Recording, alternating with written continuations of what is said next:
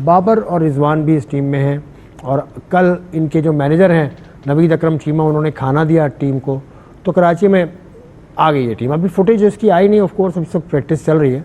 तो ये प्रैक्टिस इतनी लंबी, मतलब 6 बजे से लेकर रात 11:30 बजे तक, 5 घंटे अंडर लाइट्स हुई है। अंडर लाइट्स है। हाँ, तो जाहिर सी बात है अंडर लाइट्स फिर प्रैक्टिस ज़रूरी भी है ना, क्योंकि आप आम दिन में तो नहीं करते ना।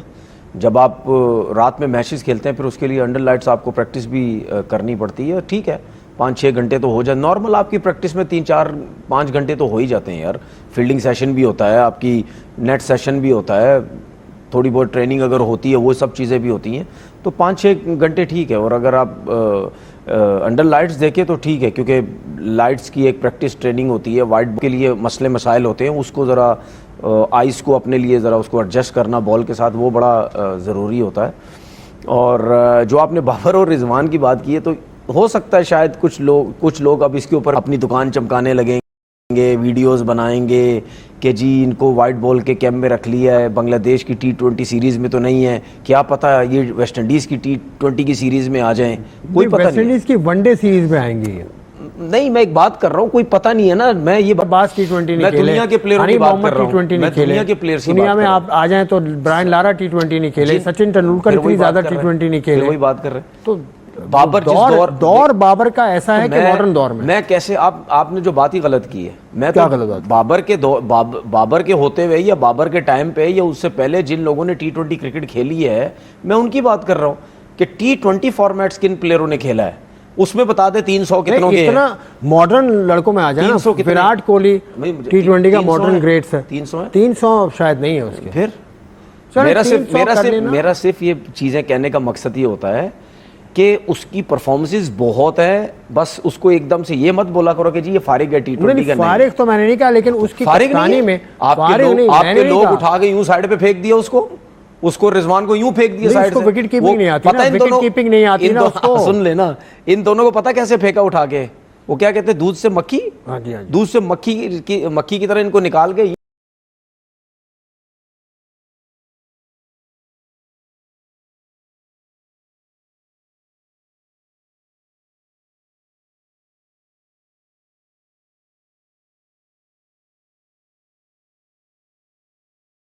साइड पे, और इस तरह फेंका साइड पे। फेंकते हुए पता क्या सोचा है, यार तुम्हारी क्या परफॉर्मेंस, तुम्हारी क्या वैल्यू T20 क्रिकेट में, और इनको इस तरह उठा के साइड पे फेंका है कि जैसे जी इनकी ये नए बच्चे थे, इनकी कोई परफॉर्मेंस ही नहीं थी, ये पर्ची पे आए हुए थे इस तरह। तो इसीलिए मैं कहता हूं कि भाई थोड़ी सी जो है वो करो।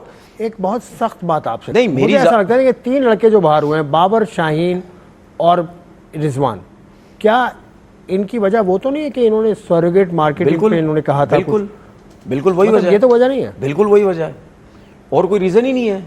देखिए मैं तो आपको कितनी दफा कह चुका हूं, ये कहते हैं दोस्त यार खिलाता था, ठीक है, बाबर के ऊपर ये इल्जामात लगाते थे ना लोग। मैं तो लोगों की यूट्यूब वीडियोस पे जिन लोगों को लोग जानते भी हैं, उस पे बात टीवी पे बात करके क्या बातें करते थी, बाबर दोस्त यार खिलाता है, बाबर किसी को खेलने नहीं देता, बाबर ये बाबर वो, क्रिकेट बोर्ड इसके हाथ में सेक्टर में, आपके सामने कितनी दफा बात कर चुका हूं, ठीक है। अब वो सारे दोस्त यार टीम में आ गए हैं, जो बाबर की कप्तानी में खेलते थे वो सारे अब टीम के अंदर हैं। तो फिर इसका मतलब ये है कि बाबर का चक्कर नहीं है, बाबर का रिजवान का और चक्कर है। अगर वो सरोगेट कंपनी की वजह से वो पर्चा लगाते थे आगे, तो क्या हमारी गवर्नमेंट ने इस चीज का मना नहीं किया हुआ था कि यार ये अलाउ ही नहीं है चीज? तो फिर जब अलाउ ही नहीं की, तो फिर जब उन दोनों ने मना किया, तो फिर आपने बोला, आपने उन दोनों की बात नहीं की, ठीक है, जो लोग इन दोनों के पीछे पड़े हुए थे, आपने बोला जी इनका एजेंट ही यही है। एजेंट भी इनका एजेंट की तीनों का एक है। आप सोच सकते हैं ना, तीनों का एक और तीनों बाहर हुए हैं, इनका एजेंट एक है, और सारी बात एजेंट पे चली गई। ओ जी इस एजेंट को साइड पे करो, इसकी कंपनी को साइड पे करो। हमारे एक एक्स क्रिकेटर जो सिलेक्टर भी थे, उनके ऊपर भी इल्जामात लगाए गए, इंजमामुल हक, ठीक है, उनके ऊपर भी इल्जामात लगाए गए। मैं तो बड़ा हैरान हुआ और मुझे बड़ी हैरानगी हुई कि इंजी भाई के ऊपर इतने बड़े बड़े इल्जाम लगाए, आप यूं करते, आप पैसे लेते, फलाना लेते, एजेंट ये वो कमेटी बैठी भी, सब कुछ भी हुआ। मैं बड़ा हैरान हूँ, वो साइड पे हो गए। भाई आपको जाना चाहिए था ना कि आपके ऊपर अगर इतने बड़े बड़े इल्जामात लग रहे थे तो आपको जाएं, उनके ऊपर केस करें, पकड़ें उनको जाके। वो भी साइड पे हो गए। तो कहने का मकसद ये है कि ये मसले मसाइल वो हैं, ये वो मसला नहीं है, क्योंकि एक चीज मुझे हजम नहीं होती ना, एक प्लेयरों ने इतनी अच्छी परफॉर्मेंसेस T20 क्रिकेट में दी हुई हैं, सिर्फ क्या होता है कि अगर आप समझते हैं, ये मैं एक लॉजिक के हिसाब से बात कर रहा हूं कि अगर आप समझते हैं कि ये प्लेयर बहुत अच्छा है, इसकी टेक्निकल चीजों में T20 क्रिकेट के हिसाब से स्किल्स में कमी है, इसको बेहतर करना है हमने, सिंपल, आप उस प्लेयर को उठा के बाहर नहीं करते। लेकिन रीजन ये थे। उसके बाद आप देख लें डिफरेंट टीवी चैनल्स के अंदर आपके कितने क्रिकेटर्स बैठ के इन तीनों के एजेंट के पीछे लगे रहे कि जी उनका एजेंट ये है, वो ये है, वो ये है। सही है, अगर आप एजेंट की बात करते हैं तो इस टाइम पाकिस्तान टीम के अंदर कितने प्लेयर ऐसे हैं, सुने, इस टाइम पाकिस्तान टीम के अंदर कितने प्लेयर ऐसे हैं वो किसी और एजेंट के साथ हैं, ठीक है, तो क्यों है वो टीम में, फिर वो क्यों है? ये तो एजेंट वेजेंट का जो सिलसिला है ना, ये फजूल है। देखिए जितने भी दुनिया के क्रिकेटर्स हैं ना, जितने भी दुनिया के क्रिकेटर्स हैं उन सबके एजेंट्स हैं, क्योंकि वो खुद अगर बड़े प्लेयर बन जाते हैं वो खुद थोड़ी किसी से डील करेंगे। दुनिया भर में ऐसा होता है, दुनिया भर में ऐसा होता है। हमने तो यहाँ से बिला वजह का ड्रामा लगाया है। ये तो बात हो जाएगी, लेकिन 2 रोज से जो कराची क्रिकेट के अंदर भूचाल आया हुआ है, 2-3 रोज से, जब से पाकिस्तान क्रिकेट बोर्ड ने ऐलान किया है नया डोमेस्टिक सिस्टम के 6 टीम्स पक्की हैं फर्स्ट क्लास के अंदर, 2 टीम्स क्वालिफाई करके आएंगी हनीफ मोहम्मद ट्रॉफी से, और उस हनीफ मोहम्मद ट्रॉफी में खेल रही हैं 12 टीम्स इंक्लूडिंग फैसलाबाद, उसके अलावा कराची है, हैदराबाद है, बहुत सारी टीम्स हैं। तो इस पे कराची सिटी क्रिकेट एसोसिएशन ने कोई मीटिंग भी की है कल, और उन्होंने ये तय किया है कि हमारे जो चेयरमैन क्रिकेट बोर्ड है उनसे वो ख़त लिखेंगे, उनसे मुलाकात भी करेंगे। तो ये मसला आपको लगता है? मैं आपको चीज़ बताऊँ, ख़त लिखने से, मुलाकात करने से कुछ नहीं होता।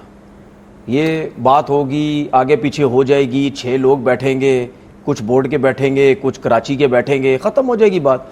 इससे कुछ नहीं होता, एक एसोसिएशन से कुछ नहीं होगा। जब तक सारे एसोसिएशन नहीं, जो 10 एसोसिएशन आपने बाहर किए हैं, 18 में से 8 आने हैं, 10 आपने 12 बाहर कर दिए, ठीक है, वो सारे बैठेंगे तो फिर बात होगी। इससे कुछ नहीं होता। और मुझे ये भी सुनने को मिल रहा है हमने फैसला कर दिया जी, हमने फैसला कर दिया, बस फैसला कर दिया? नहीं, हमने फैसला कर दिया, बस 8 ही टीमें होंगी। तो पीसीबी ने फैसला, ठीक है ना, तो ये कोई बात नहीं है, ये लॉजिक नहीं है, ये मेरे हिसाब से गलत फैसला है। आप हमेशा ये करते हैं कि हमने परसों भी ये बात की थी, जब भी आप कोई नया सेटअप लाना है, पहली तो बात ये है कि यार यहाँ पे एक सेटअप तो चलता ही नहीं। हर सीजन पिछले कोई 15 साल से 15 सेटअप आपके आ जाते हैं। जो नया बंदा आता है वो अपना सेटअप लेके आता है, और क्रिकेटर, अच्छा हम कहते हैं जी वो लोग आके क्रिकेट बर्बाद कर रहे हैं जिनको क्रिकेट का पता नहीं। भाई वो लोग भी तो आगे क्रिकेट बर्बाद कर रहे हैं जिन्होंने खुद क्रिकेट खेली हुई है, जिन्होंने अरसे दराज से पाकिस्तान से 15-15 साल, 10-10 साल, 18-18 साल क्रिकेट खेली हुई है। क्या उन्होंने आके क्रिकेट खराब नहीं की? क्या उन्होंने आके सिस्टम चेंज नहीं किया? तो हफीज और मिसबा थे 3 साल पहले, और भी उन्होंने सिस्टम दिया 8 टीम्स का। सर उनके पिछले सीजन में 18 सर, उनके अलावा और भी बेताशा लोग हैं जिन्होंने जो क्रिकेट के सिस्टम में आए और उन्होंने आके सारी जो है वो क्रिकेट खराब की। चले ठीक है, अब वेरी रेलेवेंट पर्सनैलिटी हमें ज्वाइन कर चुकी है, Abdullah Khurram Niazi, director domestic cricket हैं पाकिस्तान के। अब्दुल्ला खुर्रम नियाजी साहब, अस्सलाम वालेकुम and welcome to silly point. बहुत शुक्रिया जी, बड़ी मेहरबानी आपने इनवाइट किया।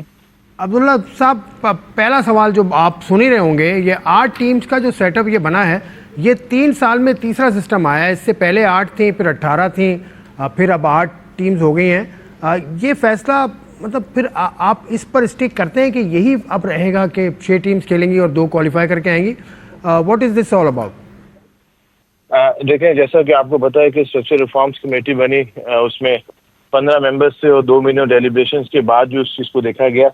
एक चीज़ तो मैं क्लैरिफाई करता हूँ कि आप गालबन जो है कायदान ट्रॉफी की 8 टीमों की बात करें, हम स्ट्रक्चर अगर बात करते हैं तो हम 16 रीजन्स की बात करें जी। बेसिकली जो ये कमेटी बनी थी, स्ट्रक्चर कमेटी, इसमें इस चीज़ को भी एग्जामिन करना था कि क्या रीजन्स कम करने की जरूरत है या नहीं।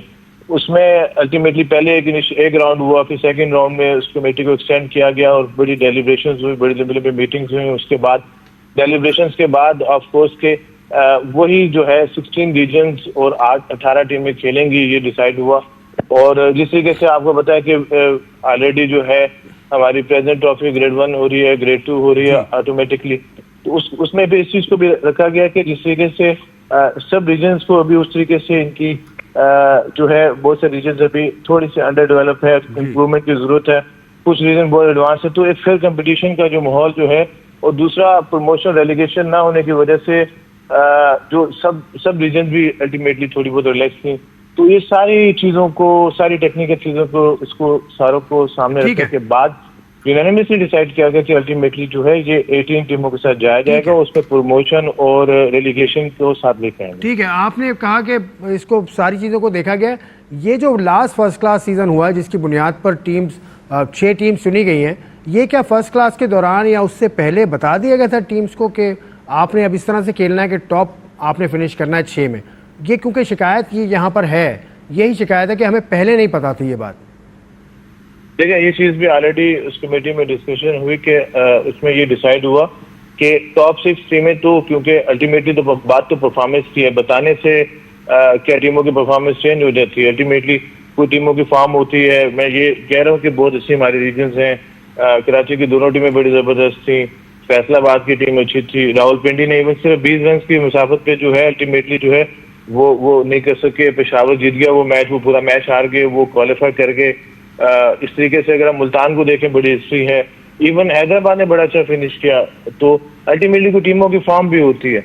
तो ये डिसाइड हुआ कि टॉप 6 टीमों को अभी हम उसको कर लेते हैं, इसीलिए हनीफा में ट्रॉफी पहले कराई जा रही है और 2 टीमों को ऊपर रखा गया ताकि अच्छी रीजन जो है दोबारा अपॉर्चुनिटी हो। 5 मैचेस 4 डे के खेलने के बाद जो है जो 2 रीजन्स ऊपर आते हैं तो वो फिर इस साल खेलेंगे और ये प्रमोशन रेलीगेशन का ठीक है, हर साल जो है अल्टीमेटली सिस्टम चलता रहेगा। ठीक है। खुर्रम साहब, कराची में कल मीटिंग हुई है। नदीम उमर साहब कराची एसोसिएशन के सदर हैं, उन्होंने तमाम जोन से मीटिंग की और वो ये कह रहे हैं कि मोहसिन नकवी साहब को कोई ख़त लिखेंगे और वो ये उम्मीद कर रहे हैं कि ये दोबारा वापस आ जाएगी कराची किसी तरह से फर्स्ट क्लास में। ये आप समझते हैं कि ये फैसला अब चेंज हो सकता है जो आप लोग कर चुके हैं? देखें, ये तो एक कमेटी में जब डिस्कशन हुई उसमें नदीम उमर साहब भी थे, हमारे लिए बहुत काबिल एहतराम है और मैं बड़ी उनकी इज्जत करता हूँ कि बहुत ज़बरदस्त इंसान है और डेफिनेटली वॉलंटियर है। क्रिकेट के लिए बड़ी कंट्रीब्यूशन है उनकी फीलिंग्स भी हम समझ सकते हैं। ऑफकोर्स उन्होंने भी ऑफकोर्स की डिस्कशन मीटिंग में भी की थी और उसमें भी उन्होंने सब बाकी, लेकिन उसके बाद जो बाकी रीजन जो क्वालिफाई करी थी तो उन्होंने ओवररूल कर लिया कि जी वो सेटिस्फाई सिस्टम के तहत चलना चाहिए। तो कहने के बाद ही कि अभी इंशाल्लाह जो है अपॉर्चुनिटी तो है इंशाल्लाह, और कराची में माशाल्लाह जितनी स्ट्रेंथ है उसकी टीम में और क्रिकेट जितनी जबरदस्त है, उम्मीद तो करते हैं इंशाल्लाह कि अल्टीमेटली जब कदम ट्रॉफी की बारी आएगी तो ये कराची वाला मसला तो इंशाल्लाह वो खेल के कम से कम आएंगे। अब नॉमिनेशन या कोटा सिस्टम जो है, कराची हो, लाहौर हो या इस्लामाबाद हो या पेशावर हो, ये कोटा सिस्टम नहीं होगी। जो भी रीजन होगी उसको कम से कम जो है खेलना पड़ेगा, जीतना पड़ेगा, फिर आना पड़ेगा आगे। कोटा सिस्टम की आपने बात की, बलूचिस्तान पूरा बाहर हो गया और सिंध से कोई टीम नहीं आई, तो सिर्फ मतलब आधा पाकिस्तान बाहर है, तो ये थोड़ी सी बात है। देखिए पीसीबी तो पाकिस्तान का ही है ना, तो वो कोई भी बाहर नहीं हुआ। हमारे लिए हनीफा में ट्रॉफी की भी उतनी इंपॉर्टेंस है, 4 डे है, उनकी भी मैच फीस भी रखा हुआ। उसके जो टॉप परफॉर्मर्स है अल्टीमेटली उससे कनेक्ट होने, डोमेस्टिक के कॉन्टेक्ट भी सबको देने हैं। तो हम कायदे ट्रॉफी को और हनीफा में ट्रॉफी में अब ज्यादा फर्क नहीं है। सिर्फ ऊपर 8 टीमें करने का मकसद ये है कि वो थोड़ी सी जो कॉम्पिटिटिव क्रिकेट जो है वो थोड़ी सी इम्प्रूव हो सके, बेहतर हो सके, और थोड़ा सा रीजन्स को भी थोड़ा सा हो कि वो अपनी बेहतर टीम बनाने की कोशिश करें और वो एक पॉजिटिव कंपटीशन रहे और रेलीगेशन के डर से जो है अल्टीमेटली जो है वो ज्यादा एफर्ट करे और नीचे वालों को भी कम से कम यूनिफॉर्म ट्रॉफी में उनका एम हो कि मकसद हो कि हमने ऊपर जाना है, और जो डिलीवर ना करे आपको वो नीचे आ जाए। तो हमारे लिए देखें सिंपल सी बात है, क्वेटा भी उतनी इंपॉर्टेंट है, डीएम जमाली भी उतनी इंपॉर्टेंट है, हैदराबाद भी, लाड़काना भी, और कराची की जितनी सर्विसेज है, बेस्ट क्रिकेट कराची की, मैं तो अभी कल भी कह रहा था और आज भी कह रहा हूँ, और जबरदस्त है। कुछ टीमें अगर आउट ऑफ फॉर्म होती है डजंट मैटर, और हमें होप करनी चाहिए कि इंशाल्लाह कि वो बाउंस बैक करेंगे। इतनी अच्छी उनकी इतनी स्ट्रेंथ है कि वो इजीली मेरे ख्याल में उनको खेल के आना चाहिए, खुश भी तब